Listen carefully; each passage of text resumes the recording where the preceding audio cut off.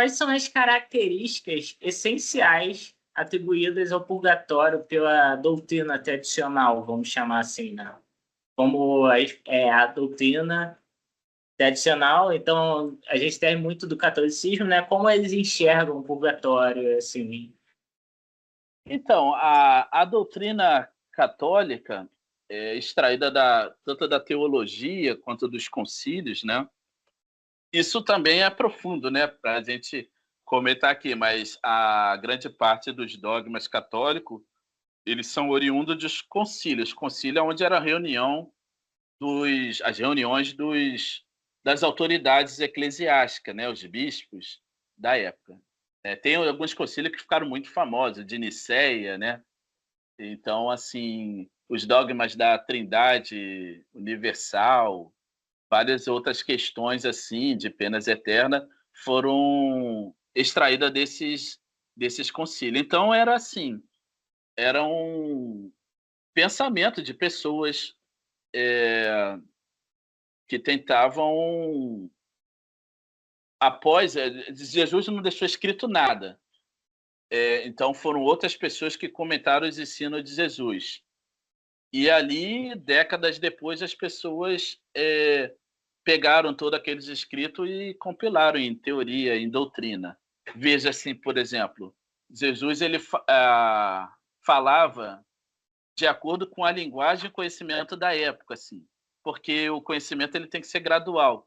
Se você chega assim explicando toda a verdade para uma pessoa, para um grupo coletivo que não está preparado para receber aquilo, as pessoas vão ter dificuldade em assimilar.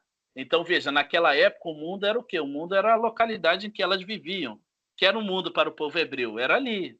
Era aquela região ali no entorno ali no Mediterrâneo, aquilo ali que eles conheciam, né? No Crescente Fértil. Depois, com o conhecimento, com o avanço da ciência, se passou a ter o conhecimento de outros continentes, de outras regiões. Hoje em dia, né, o universo tem outros planetas que são similares, parecem ser similares à Terra, então a infinidade de mundos. Isso naquela época não tinha. Então, quando a gente falava o mundo, Deus criou o universo, Deus criou o mundo, era aquele cantinho onde eles viviam, né? Assim como os chineses tinham a sua própria origem, né, do mundo, os povos daqui de outros continentes e tudo mais. Então, Jesus ele não poderia falar disso porque a sociedade não estava preparada. Então, ele usava a própria linguagem corrente. Então, porque, veja, assim, o sofrimento da vida futura é uma lei da natureza. Então, aquele que faz o mal aqui, ele vai sofrer na vida futura. Assim como aquele que faz o bem, se entende intuitivamente que vai ter uma recompensa.